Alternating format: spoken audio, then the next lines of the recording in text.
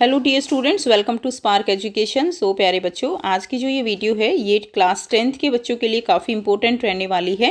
ठीक है, जो हरियाणा बोर्ड के स्टूडेंट्स हैं उनका कल लास्ट एग्ज़ाम है, यानी 17 मार्च को। तो उन बच्चों के लिए एक बहुत ही बेनिफिशियल फ्रूटफुल रहने वाली है वीडियो। सो एंड तक ज़रूर देखिएगा, क्योंकि इस प्रैक्टिस पेपर के थ्रू बहुत ही इंपॉर्टेंट क्वेश्चंस कवर किए गए हैं जो आपके पेपर में आने के काफ़ी चांसेस रहते हैं।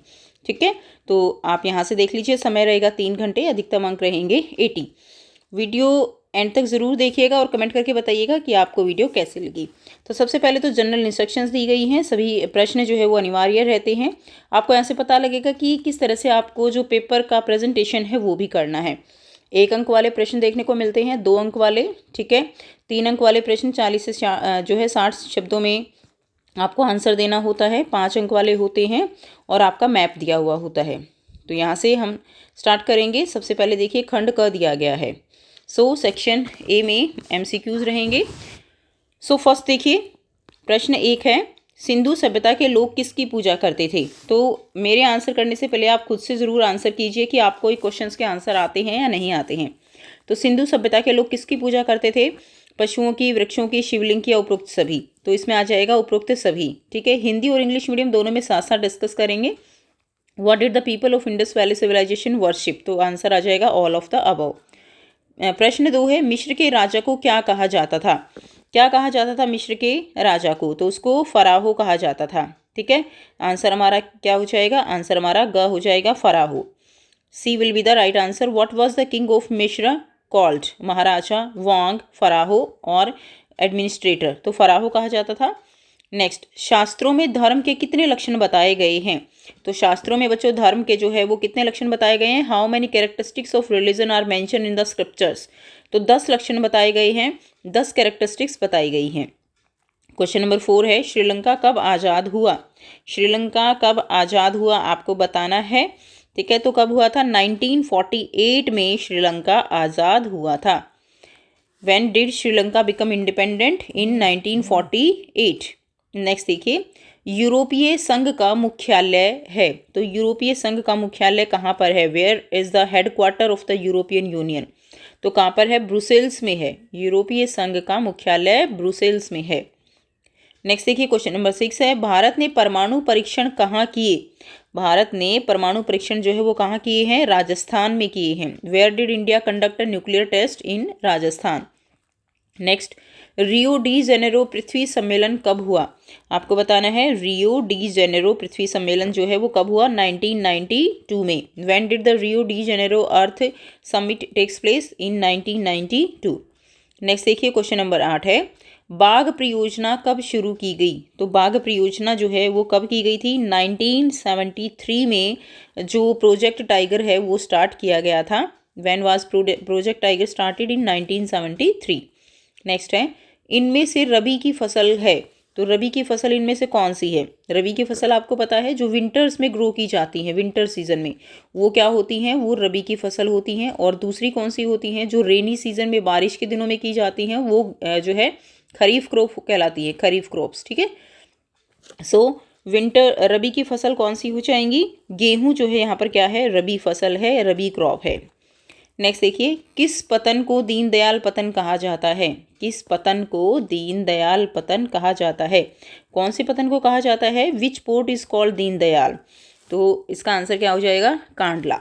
ग will be the right answer, C, Kandla को दीनदयाल पतन कहा जाता है। नेक्स्ट देखिए, राष्ट्र सिद्धांत किसने दिया? क्वेश्चन नंबर 11 है, राष्ट्र सिद्धांत किसने दिया था? Who give the two nation theory? Two nation होने चाहिए, ये थ्योरी किसकी थी? जिन्ना। ग राइट आंसर रहेगा। नेक्स्ट है, क्रांतिकारियों की गीता किसे कहा जाता है? What is called the Gita of revolutionaries? क्रांतिकारियों की गीता। जल्दी से आंसर जो है कमेंट सेक्शन में कमेंट करके बताइए। तो एक आंसर क्या रहेगा? कौमुदी। ठीक है, कौमुदी जो है इसका आंसर हो जाएगा। ठीक है, सी आंसर रहेगा, कौमुदी। क्लियर। नेक्स्ट देखिए, विश्व उपभोक्ता दिवस कब मनाया जाता है? तो विश्व उपभोक्ता दिवस कब मनाया जाता है बच्चे? When is world consumer day celebrated? तो 15 मार्च को विश्व उपभोक्ता दिवस मनाया जाता है। C will be the right answer. Next करेंगे, तृतीयक क्षेत्र को किस अन्य नाम से जाना जाता है? तो देखिए 3 सेक्टर होते हैं, प्राइमरी, सेकेंडरी और टर्शरी। तो जो टर्शरी सेक्टर है उसको हम क्या कहते हैं, वो सेवा देने वाला क्षेत्र होता है, तो उसको हम सेवा क्षेत्र भी कहते हैं। जैसे बैंकिंग सर्विसेज हो गया, ट्रांसपोर्ट हो गए, है ना, तो ये सब क्या है, ये सर्विस सेक्टर हैं, सेवा क्षेत्र हैं, टर्शरी सेक्टर होता है। थर्ड सेक्टर कह सकते हो, टर्शरी सेक्टर कह सकते हो, तृतीय क्षेत्र कह सकते हो। नेक्स्ट क्वेश्चन नंबर 15, ऋण के औपचारिक स्रोतों की कार्य प्रणाली पर नज़र रखता है। तो कौन नज़र रखता है, किसका काम है, जो भी फंक्शनिंग होती है फॉर्मल सोर्सेज ऑफ क्रेडिट की, who keep an eye on the functioning of formal source of credit, तो आरबीआई रखता है। C will be the right answer, Bharatiya reserve bank, RBI. Next देखिए क्वेश्चन नंबर 16 है, प्रति व्यक्ति आय की गणना सभी देशों के लिए डैश में की जाती है। तो प्रति व्यक्ति आय की गणना जो है वो सभी देशों में किससे की जाती है, रुपये से, येन, पाउंड या डॉलर। तो आंसर क्या रहेगा इसका, per capita income is calculated for all countries in, तो किस में की जाती है, डॉलर में की जाती है। D will be the right answer, घ आंसर हो जाएगा डॉलर। नेक्स्ट है, वर्तमान में राष्ट्रीय पार्टी हैं, currently the national parties are. तो नेशनल पार्टीज कितनी हैं, 6 आंसर हो जाएगा, 6 are the national parties. Next question number 18, Bharat में राज्य पुनर्गठन आयोग की रिपोर्ट को लागू किया गया। State reorganisation commission report implemented in India, तो कब हुई थी, ठीक है, 1 नवंबर, यस 1 नवंबर 1947 को। ख will be the right answer, 1 नवंबर 1947 को रीऑर्गेनाइज की गई थी commission report, implemented in India, reorganisation commission report, है ना। नेक्स्ट है, भारतीय जनता पार्टी का गठन कब हुआ, क्वेश्चन 19 दिया गया है। व्हेन वाज बीजेपी फॉर्म्ड, कब हुई थी बीजेपी की जो है गठन है वो कब हुआ था, 1980 में। B will be the right answer, 1980, ठीक है। नेक्स्ट देखिए, कौन सा देश साथ लेकर चलने का उदाहरण है, which country is an example of taking along. तो एक साथ चलने का जो उदाहरण है वो किसका रहेगा, हमारे इंडिया का रहेगा। A will be the right answer. तो ये हो गए 20 MCQs।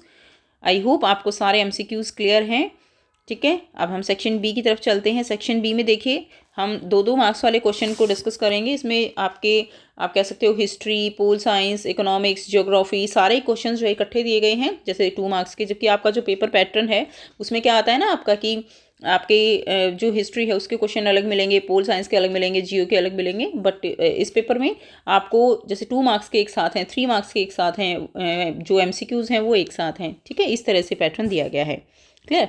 चलिए, तो साथ में आपको यहाँ से आंसर भी मिलेंगे ताकि बहुत जल्दी आप रिवीजन कर सको, आपको इधर उधर ढूंढना ना पड़े चीज़ें।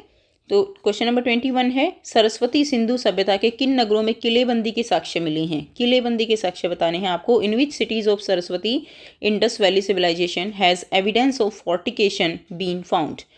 तो आंसर क्या रहेगा हमारा, देखिए कहाँ कहाँ मिले हैं, लोथल, कालीबंगा और बनावली, ठीक है, लोथल, कालीबंगा और बनावली। क्वेश्चन नंबर 22 देखिए, सभी सड़कें रोम को जाती हैं, इस कथन का क्या अर्थ है। तो सभी सड़कें रोम को जाती हैं, what is the meaning of the statement that all roads leads to Rome. तो रोम में क्या है, आंसर क्या रहेगा, रोम में एक तो सड़कों का जाल बिछा है और रोम की सड़कें रोम को अन्य देश और शहरों से जोड़ती हैं। तो ये इसका आंसर हो जाएगा। There is network of roads in Rome and Rome roads connect Rome to other countries and cities, ठीक है। नेक्स्ट देखिए क्वेश्चन नंबर 23 है, जलोढ़ मृदा की कोई 2 विशेषताएं आपको बतानी है। जलोढ़ मृदा की 2 विशेषताएं क्या रहेंगी, tell 2 characteristic of alluvial soil. तो एक तो ये क्या है, जलोढ़ मिट्टी ये बहुत ज़्यादा उपजाऊ है, ठीक है ना, मोर फर्टाइल है, और इसके अंदर जो पोषक तत्व होते हैं न्यूट्रिएंट्स वो बहुत ज़्यादा हैं, that is rich in nutrients लिख सकते हो, हैज़ मोर न्यूट्रिएंट्स लिख सकते हो, it is more fertile. Question number 24 देखेंगे, राष्ट्रीय उद्यान की परिभाषा बताइए, define national park. National park क्या होते हैं, वर्तमान और भविष्य की पीढ़ी के लिए और पारिस्थितिक एकता की रक्षा के लिए आरक्षित किया गया क्षेत्र राष्ट्रीय उद्यान कहलाता है। An area reserve for present and future generation, ठीक है ना, जो प्रेजेंट जनरेशन है जो लुप्त होने वाली हैं उनको बचाने के लिए, फ्यूचर जनरेशन को जो है बचाने के लिए, तो उसको जो इकोलॉजिकल इंटीग्रिटी है हमारी, राष्ट्रीय जो पारिस्थितिक एकता है पर्यावरण की, उसको बचाने के लिए नेशनल पार्क का निर्माण किया जाता है। नेक्स्ट है, विकेंद्रीकरण का क्या अर्थ है। विकेंद्रीकरण मतलब डिसेंट्रलाइजेशन। डिसेंट्रलाइजेशन जिसमें पावर्स को बांट दिया जाता है, एक जगह पे कंसंट्रेट करके नहीं किया जाता, ऐसे तानाशाह नहीं होता कि एक राजा है उसके पास पूरी पावर है, नहीं। डिसेंट्रलाइजेशन मतलब विकेंद्रीकरण, यानी जो पावर है उसको अलग अलग बांट दिया। जैसे हमारे इंडिया में है क्या है कि स्टेट गवर्नमेंट के पास भी पावर है, सेंट्रल के पास अलग पावर है, पंचायत के पास अलग पावर है, तो इस तरह से डिसेंट्रलाइजेशन किया गया है। ऐसा नहीं है कि एक ही आदमी की चलती है ना। तो सत्ता की शक्तियों का विभिन्न स्तर पर विभाजन क्या कहलाता है? विकेंद्रीकरण कहलाता है। Division of powers at different level is known as decentralisation. ठीक है, पावर्स का डिवीजन जो है अलग अलग लेवल पे क्या कहलाएगा? डिसेंट्रलाइजेशन कहलाएगा। क्वेश्चन 26 है, मांग जमा को मुद्रा क्यों समझा जाता है? तो मांग जमा यानी why is deposit demand considered money? Deposit demand considered जो है मनी कंसिडर क्यों किया जाता है? मांग के माध्यम से जमा राशि निकलवाई जा सकती है और चेक के माध्यम से एक स्थान से दूसरे स्थान पर ले जा भी सकती है। ठीक है, तो deposit can be withdrawn through demand and can be move from one place to another through cheque. तो ये इसका आंसर रहेगा। नेक्स्ट देखिए, क्वेश्चन नंबर सी दिया गया है, सेक्शन सी। इसमें आपको जो ये दिया गया है आपको गद्यांश, इसको पढ़ना है और फिर प्रश्नों के उत्तर देने हैं। ठीक है, तो इसमें दिया गया है, भारत में आप इसको पढ़ लेंगे, जब अनेक दल सत्ता में हो तो दो दलों से ज़्यादा के लिए अपने दम पर या दूसरे से गठबंधन करके सत्ता में आने को ठीक ठाक अवसर हो तो इसे बहुदलीय व्यवस्था कहते हैं। भारत में ऐसी ही बहुदलीय व्यवस्था है। इस व्यवस्था में कई दल गठबंधन बनाकर भी सरकार बना सकते हैं। जब किसी बहुदलीय व्यवस्था में अनेक पार्टियां चुनाव लड़ने और सत्ता में आने के लिए आपस में हाथ मिला लेती हैं तो उसे गठबंधन सरकार कहते हैं। 2004 में ऐसे 3 प्रमुख गठबंधन थे। तो भारत में किस प्रकार की प्रणाली है? तो हमें पता है भारत में किस प्रकार की प्रणाली है, एक बहुदलीय व्यवस्था है। ठीक है, और बहुदलीय व्यवस्था किसे कहते हैं? तो आपको जो क्वेश्चन के आंसर है वो करने हैं। तो यहाँ से आप देखिए, यहाँ से इंग्लिश मीडियम में पढ़ लेंगे। When many parties are competing for power there is a fair chance of more than 2 parties to come into power. ठीक है, on there on by forming an alliance with other. तो क्या होता है कि कम वोट आती हैं तो आपस में अलायंस कर लेते हैं और एक मल्टी पार्टी सिस्टम बना लेते हैं। In this system, many parties can form a government by forming assimilation, which in a multi-party system, many parties join hands to contest election. तो कई सारी पार्टी इकट्ठी होकर इलेक्शन लड़ती हैं। इस टाइप की जो गवर्नमेंट पावर में आती है उसको कॉलिशन गवर्नमेंट बोलते हैं। ठीक है, और there such more example in 2004 word. तो 3 एग्जाम्पल थे। तो इसमें देखिए, what type of party system in India, तो कौन सा सिस्टम है? बहुदलीय प्रणाली है इंडिया में, मल्टी पार्टी सिस्टम है। What is a multi party system? जो मल्टी पार्टी सिस्टम है वो क्या होता है? तो जिस प्रणाली में 2 से अधिक दल होते हैं, a system in which there are more than 2 parties, तो क्या कहलाएगा? वो बहुदलीय प्रणाली या multi party system. Third question क्या है? What is called coalition government? Coalition government यानी गठबंधन की सरकार किसे कहते हैं? तो गठबंधन की सरकार क्या होती है बच्चे? अभी हमने पढ़ा कि जब 2 या 2 से अधिक दल मिलकर सरकार बना लेते हैं। व्हेन 2 और more parties come together to form a government. Next देखिए, how many coalitions were there in 2004? 2004 में कितने कोलिशंस थे? तो 3 कोलिशंस थे। नेक्स्ट क्वेश्चन नंबर 28 दिया गया है, सामान्यतः जो बहुराष्ट्रीय कंपनियां उसी स्थान पर उत्पादन इकाई स्थापित करती हैं जो बाजार के नज़दीक होते हैं, है ना। जनरली जो MNCs हैं वो अपना प्रोडक्शन उसी लोकेशन पे सेट करती हैं जहाँ पर जो skilled and unskilled labour available होती है, लो कॉस्ट पे अवेलेबल होती है, कम लागत पर। और बहु कंपनियां सरकार की नीतियों पर भी नज़र रखती है जो उनके हितों की देखभाल करती हैं। वे भूमि, भवन, मशीन और अन्य उपकरणों की खरीद में व्यय की गई मुद्रा को निवेश कहते हैं। बहुराष्ट्रीय कंपनियों द्वारा किए गए निवेश को विदेशी निवेश कहते हैं। क्लियर? सो यहाँ से इसको पढ़ लेंगे। अब देखिए क्वेश्चन क्या है, बहुराष्ट्रीय कंपनियां होती क्या हैं? आप सभी बच्चे जानते हैं मल्टीनेशनल कंपनीज क्या होती हैं। ऐसी कंपनियां जो एक से अधिक देशों में उत्पादन और वितरण पर नियंत्रण रखती हैं उनको हम MNCs कहते हैं। Companies that control production and distribution in more than one country, that is known as multinational companies. अगला है कि विदेशी निवेश का क्या अर्थ है, यानी जो फॉरेन इन्वेस्टमेंट होता है उसका क्या मतलब है। तो बहुराष्ट्रीय कंपनियों द्वारा किया गया निवेश जो है वो क्या कहलाता है? विदेशी निवेश कहलाता है। Investment made by multinational companies is called foreign investment. Next है, which place do MNCs consider suitable for investment? ठीक है, तो MNCs जो है उस वो बाजार क्या हो जाएगा? बहुराष्ट्रीय कंपनियां किन स्थानों को निवेश के लिए उपयुक्त मानती हैं? Which places do MNCs consider suitable for investment, कौन से होने चाहिए ये आपको बताना है। तो वो होने चाहिए बाज़ार के नज़दीक हों और सस्ते जो है उसमें क्या हों, उपलब्ध श्रमिक हों, यानी लेबर वो कम रेट पे मिलेगी और बाज़ार जो है वो नज़दीक होना चाहिए ताकि जो भी प्रोडक्ट बने वो आसानी से उसको क्या कर सकें, उसको बेच सकें। ठीक है, अगला क्वेश्चन है निवेश क्या होता है, यानी व्हाट इज़ इन्वेस्टमेंट। इन्वेस्टमेंट क्या है, तो भूमि, भवन, मशीन और अन्य उपकरणों की खरीद में जो राशि खर्च की जाती है उसको क्या कहा जाता है, निवेश कहा जाता है। The amount spend in purchasing land, building, machines and other equipments.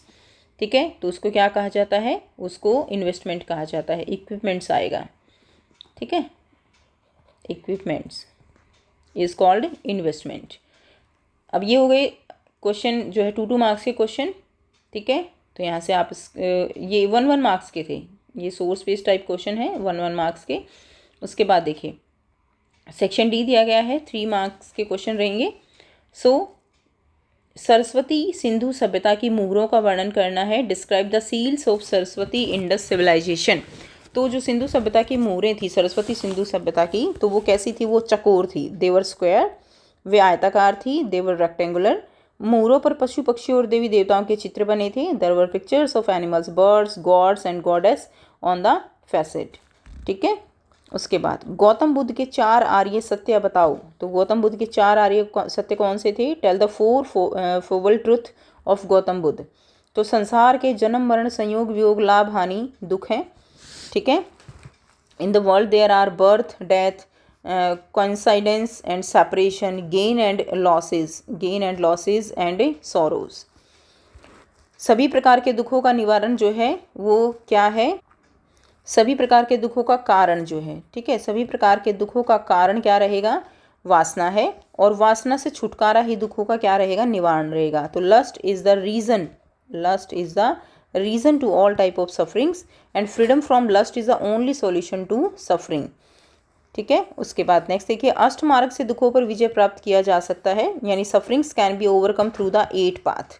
तो ये पॉइंट्स आप इसमें लिख देंगे। नेक्स्ट देखिए थोड़ी सी टाइपिंग एरर है तो इसको आप देख लीजिएगा, मैंने यहाँ पे नीचे लिख दिया है। क्वेश्चन नंबर 31 है भूमि निम्नीकरण की समस्या को कैसे हल किया जा सकता है। तो how can the problem of land degradation can be solved. तो भूमि निम्नीकरण की समस्या को हम वनारोपण यानी जो है एफॉरेस्टेशन से हल कर सकते हैं। नेक्स्ट है पेड़ों की रक्षा मेखला बनाना, make protective belt for tree. And third रहेगा उर्वरकों का सीमित प्रयोग यानी लिमिटेड यूज़ ऑफ फर्टिलाइजर्स। ठीक है, नेक्स्ट देखिए क्वेश्चन 32 है राजस्थान के आर्द्र शुष्क क्षेत्रों में जल संग्रहण किस प्रकार किया जाता है। How is the water storage done in the semi arid region of Rajasthan. तो वहाँ पे क्या किया जाता है कि पानी के घरों में टैंक में पानी को संग्रहित किया जाता है। Water is store in house hold tanks. छत जो है वो ढलवा होती है जो पाइप के माध्यम से टैंक से जोड़ी जाती है ताकि पानी को इकट्ठा किया जा सके। The roof is sloped which is connected to the tank through pipes. And third रहेगा वर्षा का पहला जल संग्रहित नहीं किया जाता। And first water rain water is not stored क्योंकि उसके अंदर है ना एसिड्स होती हैं। फर्स्ट वाटर जो रेन वाटर होता है तो वो हेल्थ के लिए अच्छी नहीं होती है, वो यूजेबल नहीं होती है। तो एक जब बारिश हो जाती है उसके बाद वाला पानी इकट्ठा किया जाता है। क्वेश्चन 33 देखेंगे भारत में स्थानीय स्तर की सरकारों का महत्व आपको बताना है। Tell the importance of local government in India. Local government जो होती है उसका क्या काम है कि वो लोकतंत्र को मजबूत बनाते हैं, डेमोक्रेसी को स्ट्रेंथ प्रोवाइड करते हैं, केंद्र पर अधिक दबाव नहीं रहता, there is not much pressure on the centre, जन भागीदारी बढ़ती है, पब्लिक पार्टिसिपेशन यानी बिल्कुल लो लेवल से काम शुरू होता है स्थानीय सरकारों में, एंड राजनीतिक जागरूकता बढ़ती है, पॉलिटिकल अवेयरनेस इंक्रीज होती है, लोगों को लोग अवेयर होते हैं जब इलेक्शन में पार्टिसिपेट करते हैं, उनको अपने राइट्स अपनी ड्यूटीज़ का पता चलता है। सेक्शन ई, ठीक है, 5 मार्क्स के क्वेश्चन रहेंगे। क्वेश्चन 34 है सरस्वती सिंधु सभ्यता की विश्व को क्या देन है। तो what is the contribution of Saraswati Indus civilization to the world. तो वर्ल्ड को इसकी क्या देन है। देखिए क्वेश्चन आंसर करेंगे। नगर निर्माण योजना यानी सभ्यता में सुव्यवस्थित नगर, ग्रिड पैटर्न, पक्की सड़कों और नालियों का निर्माण हुआ। सुरक्षा, स्वास्थ्य, स्वच्छता, तो जल निकासी व्यवस्था, स्नान घर और स्वच्छता के उन्नत उपाय विकसित किए गए। ठीक है, बैलगाड़ी और नाव निर्माण, परिवहन के लिए बैलगाड़ी नाव का निर्माण कर व्यापार और आवागमन को सरल बनाया। कांस्य धातु का निर्माण किया गया है। कांस्य धातु से औजार, हथियार, मूर्तियाँ आदि का निर्माण हुआ, जो तकनीकी विकास का क्या था, प्रतीक था। नेक्स्ट देखिए, कंट्रीब्यूशन ऑफ द, इसको हम इंग्लिश मीडियम में देख लेते हैं। सिटी कंस्ट्रक्शन प्लान जो है वो सिविलाइजेशन में develop well plan cities with grid pattern, paved roads and drainage system. Contribution in safety, health and hygiene, तो सेफ्टी, हेल्थ, हाइजीन में भी इसका कंट्रीब्यूशन देखने को मिला। Advanced measure of sanitation were develop, ठीक है, उन्नत जो चीज़ें होती हैं उनका विकास हुआ। आप हिंदी मीडियम में पढ़ सकते हो अगर इंग्लिश में प्रॉब्लम आ रही है कुछ समझने में। Construction of bullock card and boats and manufacture of bronze metal, जो कांसा धातु है ब्रॉन्ज मेटल, उसका निर्माण हुआ। Weapons, tools, sculptures were made from the bronze symbolising technological advancement. Next question इसी में और में दिया गया है, 1857 की क्रांति के सामाजिक, धार्मिक व राजनीतिक कारणों का वर्णन करना है। Describe the social, religious and political reason for the revolution of 1857। 1857 के क्या क्या सामाजिक धार्मिक कारण थे। सबसे पहले था कृषि का फैलाव। अंग्रेजों ने कृषि भूमि का विस्तार किया जिससे किसानों पर दबाव बढ़ा, ठीक है, यानी spread of agriculture. The British expand agriculture and increase pressure on farmers, ताकि वो जो 1857 की क्रांति के बाद अंग्रेज भी डर गए थे कि कहीं हमारे हाथ से सत्ता ना चली जाए।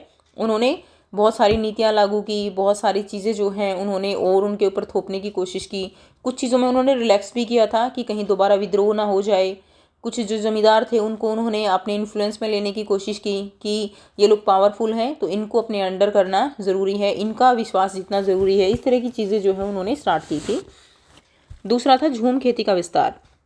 तो परंपरागत झूम खेती का क्षेत्र जो है वो घटाया गया, जिससे आदिवासी समुदाय को क्या हुआ, नुकसान हुआ। तो expansion of shifting cultivation, traditional shifting cultivation areas were reduced harming tribal communities. जो लोग जो है ना जहाँ पे जाते वहाँ पे एरिया साफ़ करते, फिर वहाँ पे अपना खेती करने लगते थे, तो इस तरह की खेती को हटा दिया गया था, और जिससे जो आदिवासी हैं उनको सबसे ज़्यादा क्या हुआ था, नुकसान हुआ था इस चीज़ का।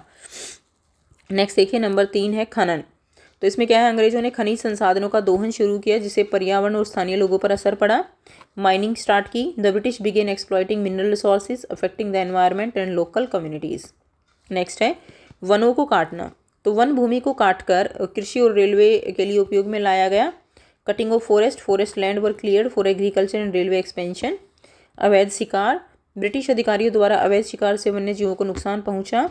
Illegal hunting by British official led to harm for wildlife, ठीक है। तो ये पॉइंट्स हैं कुछ जो आप इसमें लिखोगे। 5 नंबर का क्वेश्चन है तो एटलीस्ट मिनिमम 5 पॉइंट्स तो आपके ज़रूर होने चाहिए। अगला क्वेश्चन है क्वेश्चन नंबर 35। भारत में पाई जाने वाली काली मृदा का जो है आपको वर्णन करना है। अथवा में दिया गया है, भारत में वनस्पति और प्राणी जात के ह्रास के कारणों का वर्णन करना है। Describe the black soil found in India, और describe the reason for decline of flora and fauna in India. तो सबसे पहले देखते हैं कि काली मृदा का जो है उसका वर्णन करना है। तो काली मृदा का निर्माण ज्वालामुखी चट्टानों से हुआ, ठीक है। Black soil is formed from volcanic rocks and it is found in Maharashtra और गुजरात। महाराष्ट्र और गुजरात में मेनली पाई जाती है। इसका अगर हम रंग और बनावट की बात करें बच्चों, तो रंग कैसा होता है, रंग गहरा काला होता है, बनावट चिकनी होती है ना। Colour and texture, it is dark black in colour and has a smooth texture. पानी धारण क्षमता की अगर हम बात करें तो इसमें जल धारण क्षमता अधिक होती है। Water retention capacity, high capacity to retain moisture. उपजाऊता, इसमें चूना, लोहा, मैग्नीशियम और एल्यूमिनियम की मात्रा अधिक होती है, जबकि इसमें जो है rich in lime, iron, magnesium, aluminium. और ये फसलें जैसे कपास, गेहूँ, चना, सूरजमुखी जैसी फसलें इसमें अच्छी होती हैं।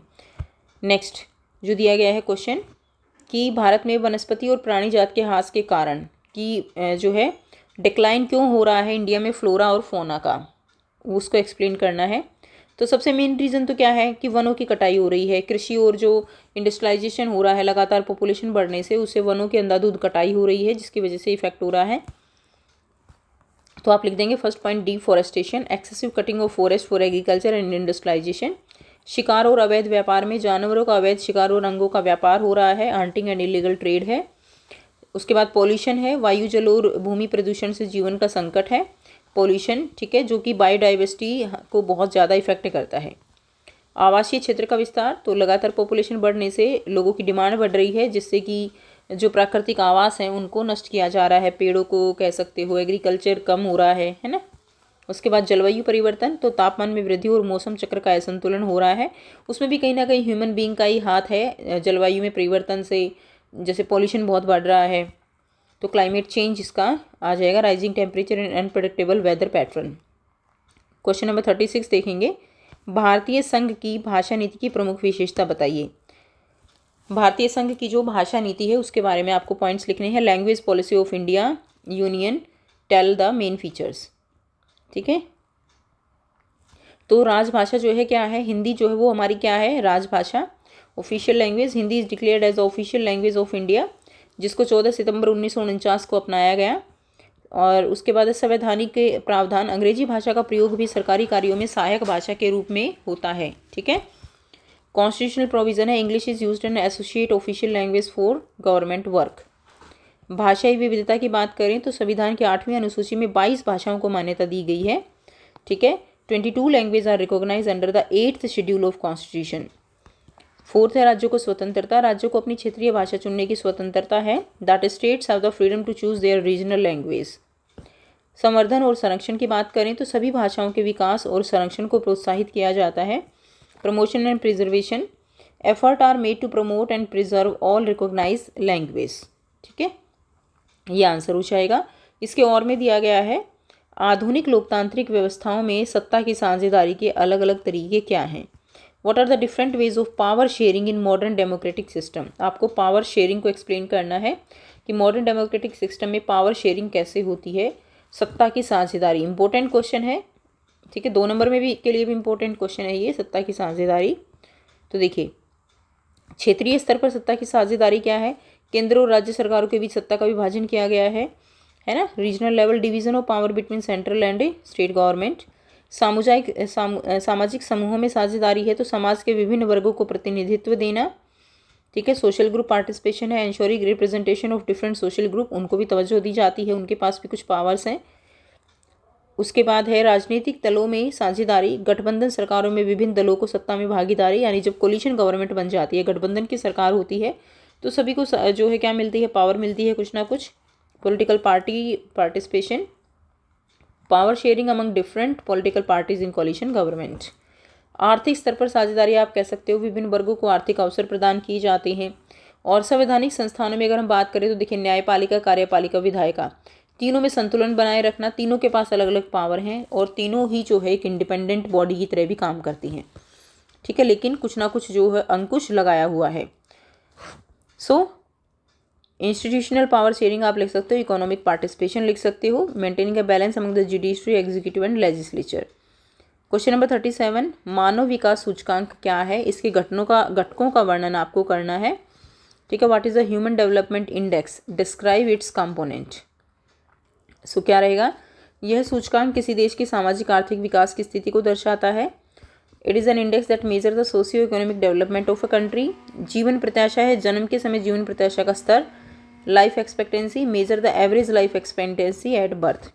शिक्षा स्तर बताता है, औसत और अपेक्षित शिक्षा वर्ष है तो एजुकेशन लेवल। आय स्तर बताता है, इनकम लेवल बताता है, educational gross national income per capita. ठीक है, मानव कल्याण, नागरिकों के जीवन स्तर और उनकी गुणवत्ता का मूल्यांकन करता है। ठीक है, तो बच्चों यहाँ से आप रिवीजन इसकी कर सकते हो। Describe the rights of the consumer.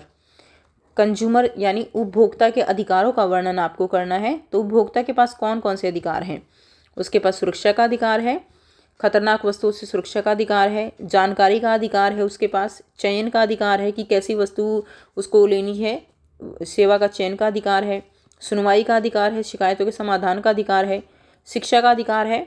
ठीक है, अधिकार और कर्तव्य के प्रति जागरूक करने का अधिकार है। तो ये आप लिख देंगे। Right to safety, right to information, right to choose, right to be heard and right to consumer education. तो ये पॉइंट्स इसमें हो जाएंगे। नेक्स्ट देखिए, सेक्शन F दिया गया है, विश्व मानचित्र पर आपको स्थिति दर्शानी है। मिस्र की सभ्यता, चीन की सभ्यता। और भारत के मानचित्र पर आपको स्थिति दर्शानी है, मयूरभंज लौह क्षेत्र कहाँ है, सेलम इस्पात केंद्र और कोलकाता बंदरगाह। इंग्लिश मीडियम में यहाँ से देख लेंगे। अब हम इसका आंसर करते हैं। तो सबसे पहले वर्ल्ड के मैप पर मिस्र की सभ्यता और चीन की सभ्यता, तो यहाँ से आप इसको करेंगे। तो इसमें देखिए आपसे मिस्र की और जो है चीन की सभ्यता पूछी गई है। तो आप देखिए जो यहाँ पर चीन की सभ्यता है वो यहाँ पर आप लोकेट कर देंगे, ये चीन की सभ्यता हो जाएगी। ठीक है, और दूसरा आपसे पूछा गया है मिस्र यानी इजिप्ट की सभ्यता, तो यहाँ पर ये जो होगा ये वाला पोर्शन, ठीक है, ये आप मार्क कर देंगे किसकी सभ्यता, मिस्र की सभ्यता वर्ल्ड मैप पर। क्लियर, तो ये लोकेशन हो जाएगी। नेक्स्ट इंडिया का मैप देखते हैं।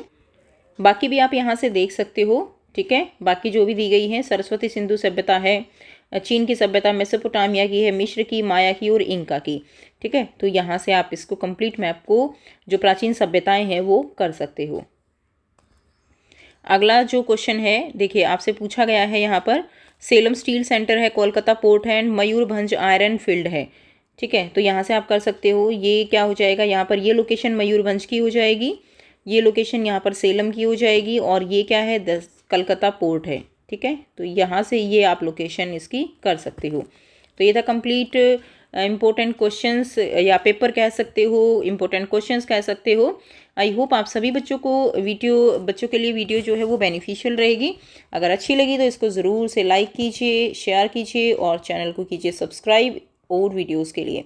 तो मिलते हैं आपसे नेक्स्ट वीडियो में। Till then take care, bye bye and best of luck for your exam. Take care.